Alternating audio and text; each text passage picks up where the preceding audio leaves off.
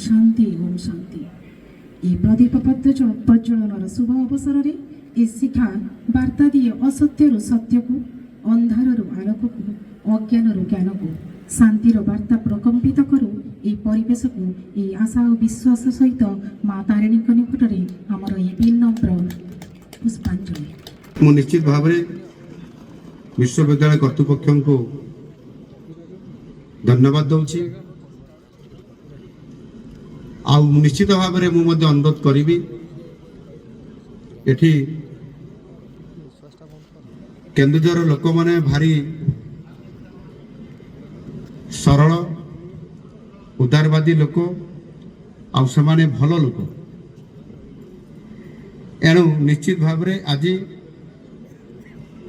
ये जो खेल ये 2 वर्ष यूनिवर्सिटी हवा पर आज आम ये गोटे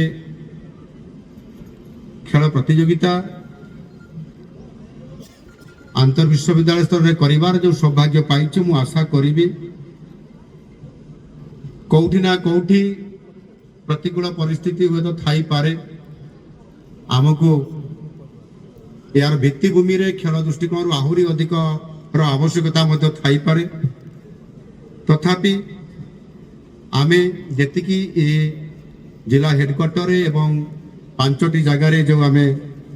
आज ये कार्यक्रम को नहीं निश्चित भाव में आशा करी आम केन्दुझर लोकंर सहयोग प्रशासन सहयोग आठी आपण मैंने जो मैंने एठी प्रतियोगिता रे भाग नेबे आसिछंती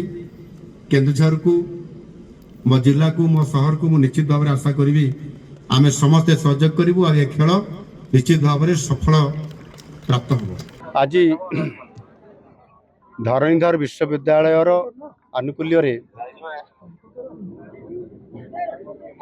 आंतर विश्वविद्यालय जो खेलकूद प्रतियोगिता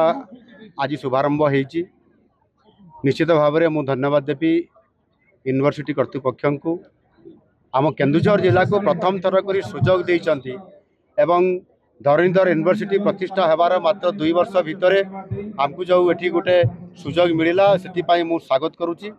एवं खुशी व्यक्त करुच्ची जे मो कर्म क्षेत्र में केन्दुझर जिले में आज एभली सुजोग आमको आज गोटे मिली आगामी दिन में ये केन्दुझर रे क्रीड़ा क्षेत्र में यार भित्तिभूमि बाबद में निश्चित भाव में बहुत बड़ा पदक्षेप नापी सरकार जाऊँच आज ये यूनिवर्सिटी रो ये जो इंटर यूनिवर्सिटी जो खेलकूद समारोह होची यहाँ आमको बड़ गोटे सुजोग आनी देछि आ से सुजोग रे एठी जो 13टी विश्वविद्यालय पिला माने आछंती समाने खेलिबे सर्टिफिकेट नेबे क्रीडार प्रतिभा को समाने एठी प्रस्फुटित करी जातीय स्तर मान्यता तैयारी करी जिबे यह गोटे बड़ सुजोग से पाइबे आउ से निश्चित भाव में को उत्साहित करी जे से एठी जो क्रीड़ा प्रतियोगिता 20 तारीख पर्यंत ये 5 दिन धरिकी जो खेल प्रतियोगिता हम भल एक्सेलेंस होकर जातु भल प्रतिभा नहीं जातु भल सम्मान नहीं जातु एवं बंधुत्वपूर्ण ये खेल रे सेमानंकर यशस्वी होकर से जातु ये कथा मुझे आशा करी एवं आगामी दिन में केन्दुझर क्रीड़ा क्षेत्र में गोटे हब होगापी जीव से आम सरकार रोड मैप तैयारी कर।